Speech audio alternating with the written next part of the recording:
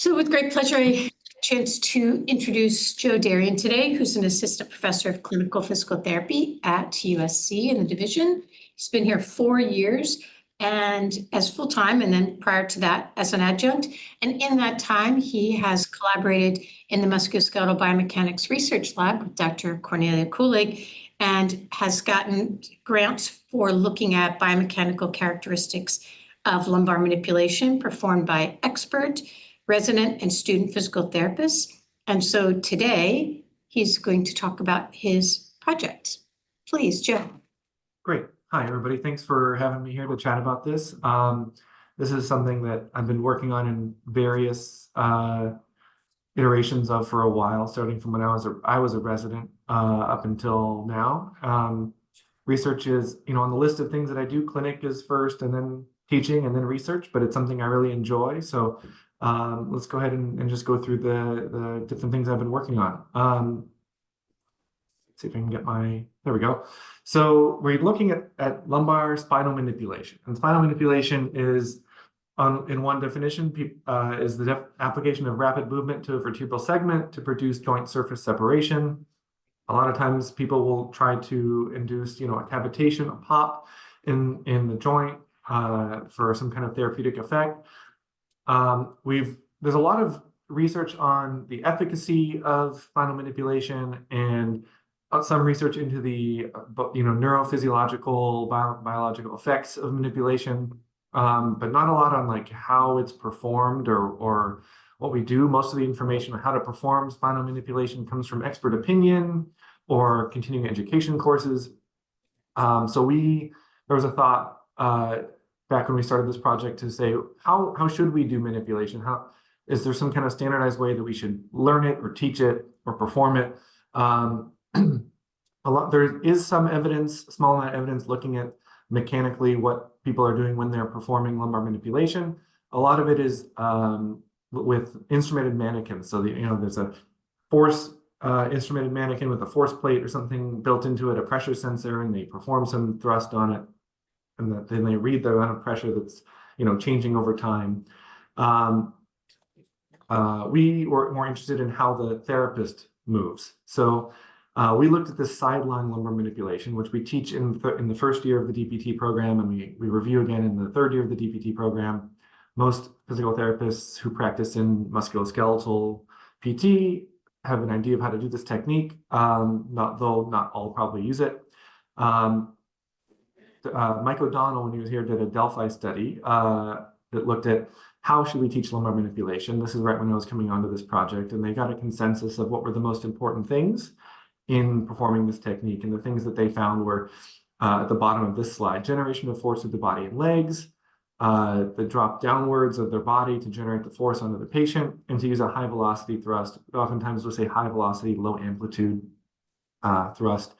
So we wanted to see if that's how people actually perform that technique. So we had experts and residents and students in the first year and the third year come into the lab, and we had them perform 4 manipulations. This is an example of the manipulation. Hopefully the video is playing okay.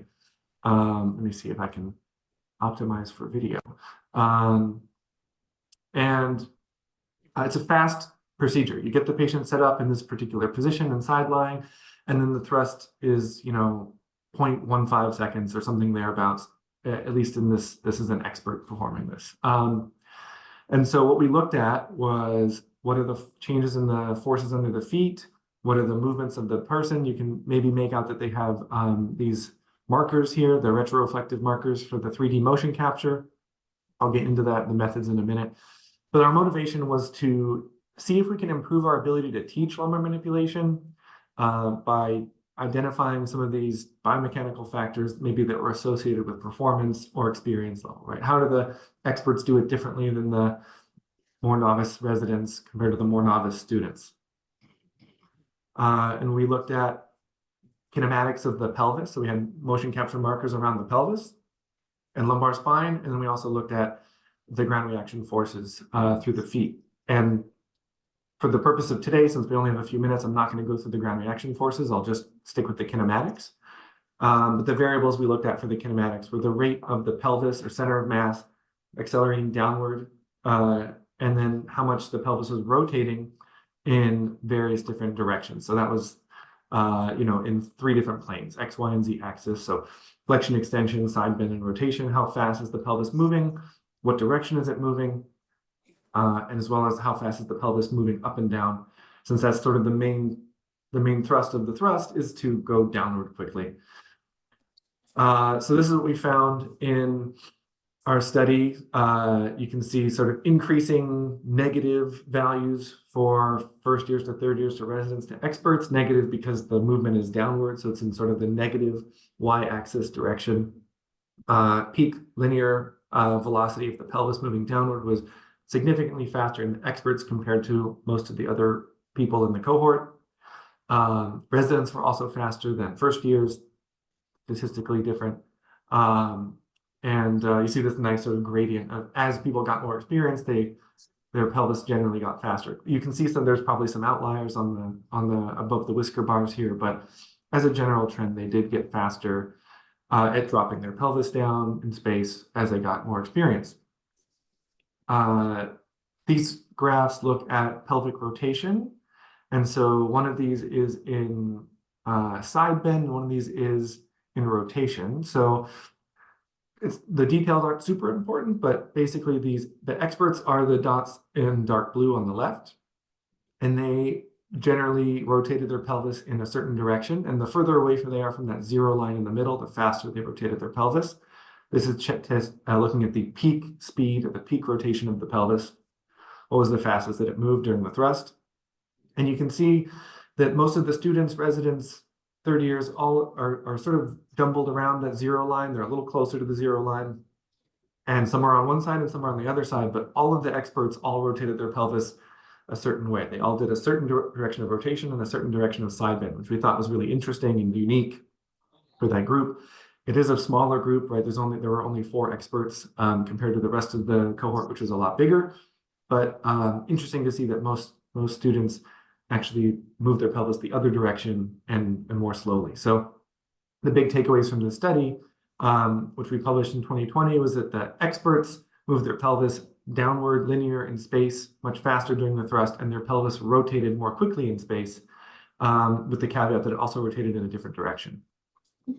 Okay, so then that brings us to kind of the current project, which was, we thought, okay, so now we know what the differences are.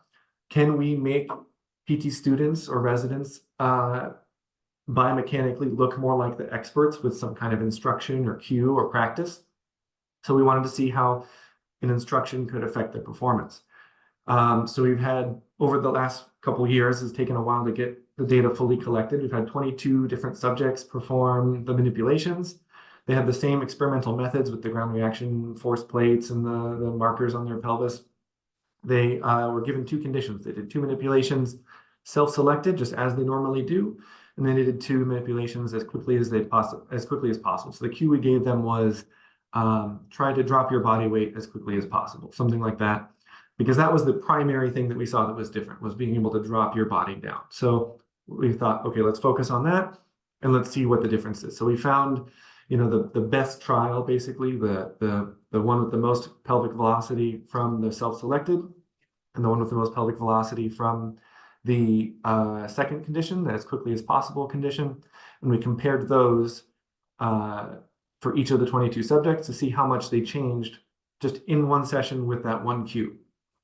In order to help understand how much that change was significant, we did have a separate group that did sort of a test-retest trial to look at standard error of measure and ICC.